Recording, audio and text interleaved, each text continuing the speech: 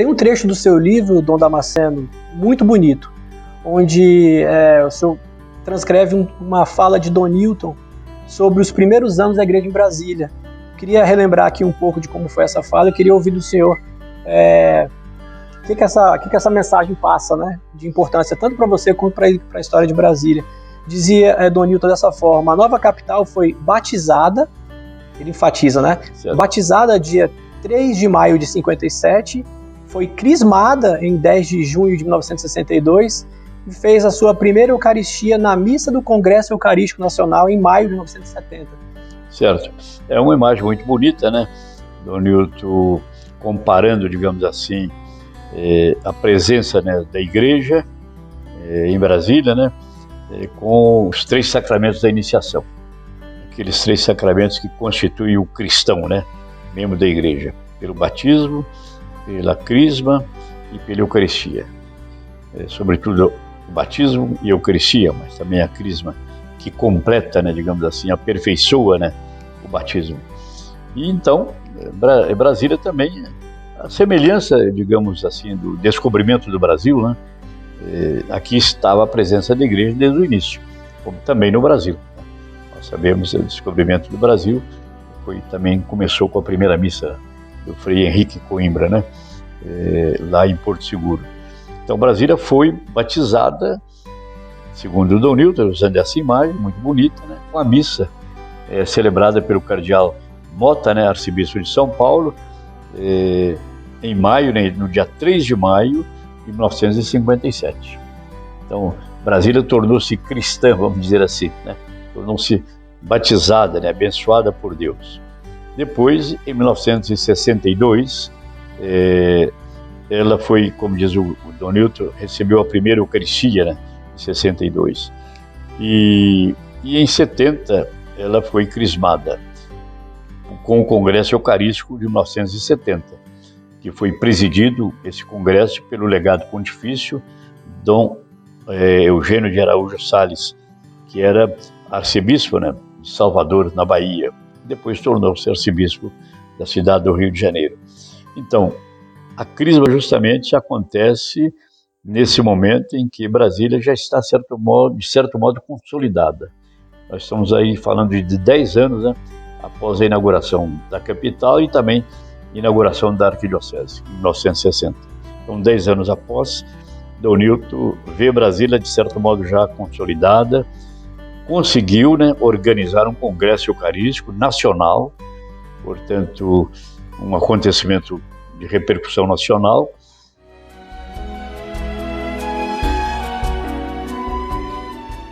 A partir aí, justamente do Congresso Eucarístico, começam os movimentos, digamos assim, apostólicos na Arquidiocese de Brasília.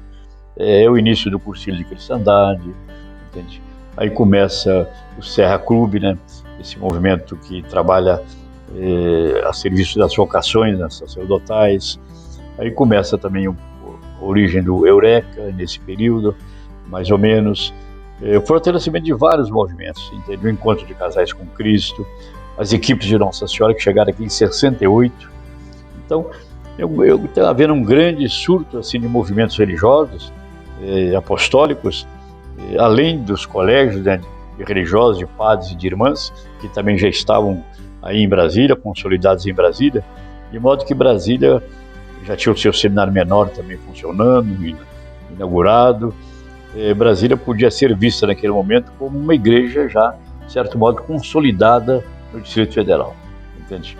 E com condições de realizar a sua missão evangelizadora aqui na capital, que tinha um futuro promissor justamente devido a essas bases, né, que foram colocadas tanto pelo Dom Fernando bem no início, como também depois pelo primeiro arcebispo da arquidiocese, né, Dom José Newton de Almeida Batista.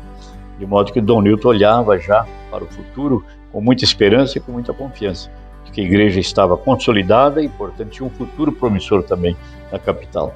E hoje nós temos aí mais de 150, 160 paróquias, né? Uma diocese que começou apenas com 3 paróquias, né? Depois, no momento da sua inauguração, com 11 paróquias.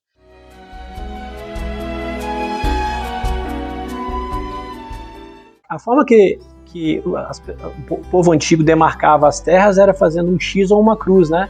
E Lúcio Costa reproduziu de certa forma quando traçou os dois eixos, né? Ele deixa claro no projeto dele que não é um avião, não é uma borboleta, como algumas pessoas falam, mas é o próprio sinal da cruz, né? É o sinal da cruz como sinal de posse, né? E então, aí significa também nesse sentido o batismo, né? Brasília foi abençoada, né? Em nome de Deus, né? Esse Deus unitrino, né? Portanto, as graças, digamos assim, que fluem, né, da redenção, né, de Cristo, da sua morte e da sua ressurreição, também caíram, né, sobre Brasília, com aquela missa que se iniciava, a construção de Brasília, com a proteção de Dom Bosco, que é o segundo patrono, né, da Arquidiocese de Brasília, Nossa Senhora Aparecida, Dom Bosco, e assim, vemos que Brasília é uma cidade abençoada, graças a Deus, né, e que está aí prosperando, crescendo, né? A igreja se faz cada vez mais presente também na sua ação evangelizadora, missionária, nesse local tão importante, né, para o Brasil, porque aqui é a sede das decisões, né, que repercute em todo o Brasil, seja no poder judiciário, legislativo, como no executivo.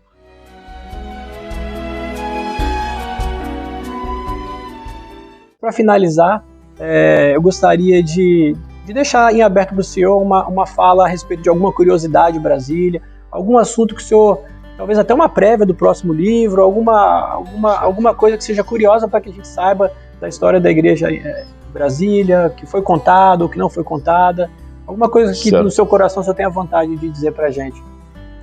Brasília tem muitas coisas que evidentemente são do conhecimento daqueles que aqui viveram, né, desde o começo, mas que talvez sejam acontecimentos registrados, digamos assim, em algum documento, mas que não é conhecido muitas vezes do público, né? Porque às vezes não tem tanto interesse. Mas eu me lembraria aqui, por exemplo, da Catedral, né? A Catedral, no momento da sua construção, havia uma opção, até foi o próprio Israel Pinheiro, construtor de Brasília, né, considerado o construtor de Brasília, que sugeriu também que a Catedral, ao invés de estar ali naquele local hoje, na Esplanada dos Ministérios, ela fosse construída justamente lá atrás do Memorial JK, ali no Cruzeiro, onde foi a primeira missa. Mas depois essa ideia não prosperou, o Niemeyer insistiu que o local era esse, onde ele já tinha previsto, né, no plano urbano, né, urbanístico, né, da cidade, com o Lúcio Costa, de que a Catedral devia ser naquele local. E por isso ela foi construída ali. Então havia essa outra opção, mas que não prosperou.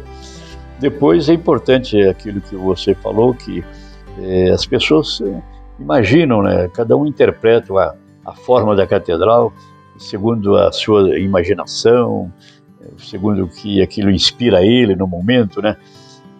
Alguns interpretavam ou interpretam aquelas parabólicas, né, aquelas colunas parabólicas, como se fossem representantes dos estados do Brasil.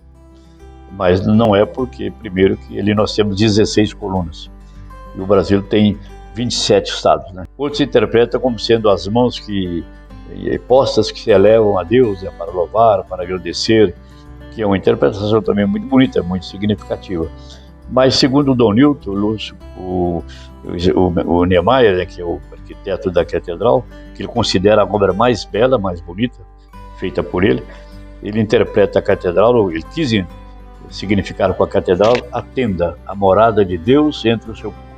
É uma tenda com 3 paus, né, que depois ele foi dando aquela forma, com várias colunas, foi completando, né, mas é uma tenda, a morada de Deus entre o seu povo, ou no meio de seu povo. É o significado mais, digamos, original, digamos, do próprio Niemeyer sobre o que significa a catedral. Lembraria também que na catedral, a catedral, ela, na cruz, aquela cruz que está no topo, né, da catedral, ela pesa 3 toneladas.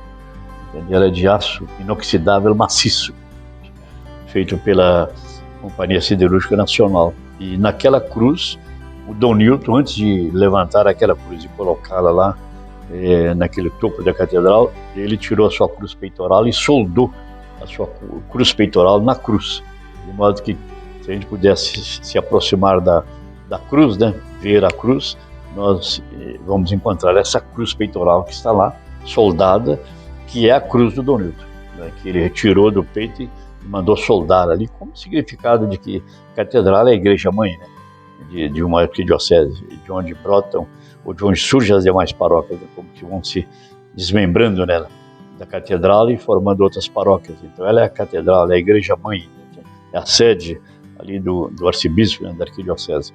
E Dom Nilton que significaram com isso também, digamos, o seu amor, né, a Brasília, a essa igreja particular que o Papa lhe confiou, né, como pastor, como primeiro pastor dessa arquidiocese, e ao mesmo tempo expressar a sua doação, a sua entrega, enfim, seu sacrifício a serviço dessa igreja, simbolizada na cruz, soldada na cruz, que está ali visível no topo da catedral. Acho que é um aspecto muito interessante também. Outro aspecto, a gente poderia contar muitas histórias, né, relativas, por exemplo, ao campanário da catedral. É uma obra também do Niemeyer. Os sinos foram doação do governo espanhol, mas a primeira doação, infelizmente, não chegou até nós. O navio afundou-se, né, no Oceano Atlântico, e os sinos também se perderam. Até hoje ninguém, que eu saiba, tenha procurado esses sinos no fundo do mar, entende?